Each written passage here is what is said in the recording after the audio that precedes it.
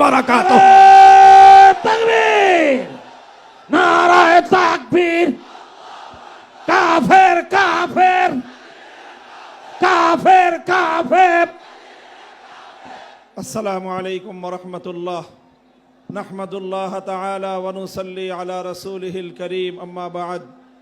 قال رسول الله صلى الله عليه وسلم فأنا اللبنة وأنا خاتم النبيين।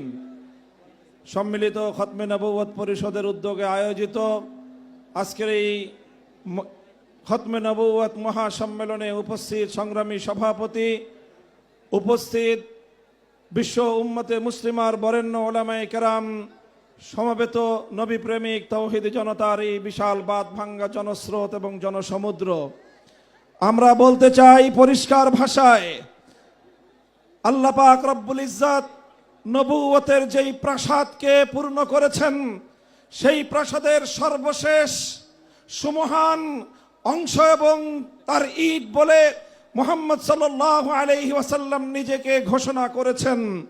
আল্লাহর নবীর পরে ইসলামের নবুয়তের এই সুমহান প্রাসাদে অন্য কেউ যদি নবুয়তের পরিচয় দিতে চায়, সে নবুয়তের এই সুমহান রাজপ্রাসাদে আবর্জনা, ময়লা বলে বিবেচিত হবে।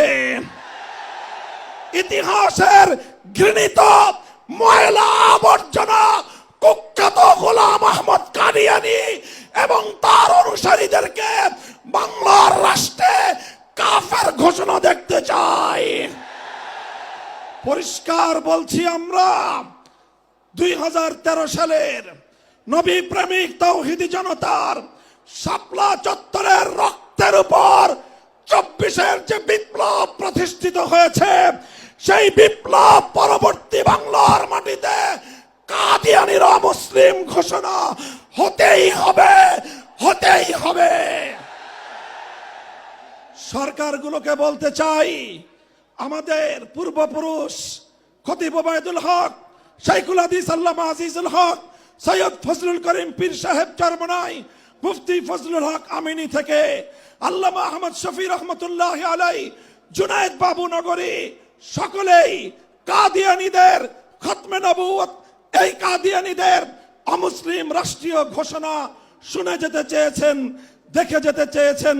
দুঃখ এবং পরিতাপের বিষয়, বাংলাদেশের সরকারগুলো এই কথা রক্ষা করতে পারে নাই। আমাদের আমির হেফাজত আল্লামা মুহিবুল্লাহ বাবু নগরী হায়াতে আছেন, তার নেতৃত্বে পীর সাহেব মধুপুর যেটা তুলেছেন, এবার কাদিয়ানীদের অমুসলিম ঘোষণা দাবি আদায় করার জন্য যদি প্রয়োজন হয়, আবার 5ই মের মতো ঢাকা অবরোধ করতে হবে, ঢাকা অবরোধ করতে হবে। শুধু ঢাকা নয়, প্রয়োজনে জাতীয় সংসদের দিকে লং মার্চ করতে হবে, বাংলাদেশ অবরুদ্ধ করতে হবে, সকল রাজনীতি বন্ধ করে দিতে হবে, পার্লামেন্ট অচল করে দিতে হবে, সচিবালয় বন্ধ হয়ে যাবে, বাংলাদেশ থমকে দাঁড়াবে। কাদিয়ানীদের অমুসলিম ঘোষণার দাবি আদায় করতে হবে, রক্ত দিতে হলে রক্ত দিতে হবে, জীবন দেওয়ার জন্য, খতমে নবুয়তের দাবি আদায়ের জন্য মাথায় কাফনের কাপড় বেঁধে শহীদ ঈদগাহে যেতে কারা প্রস্তুত, কারা প্রস্তুত? ইনশাআল্লাহ এ দাবি আদায় হবে।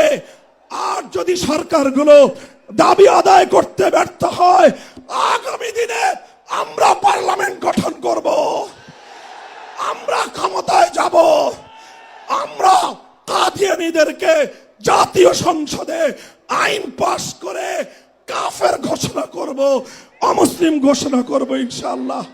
নাসরুম মিনাল্লাহি ওয়া ফাতহুন করিম।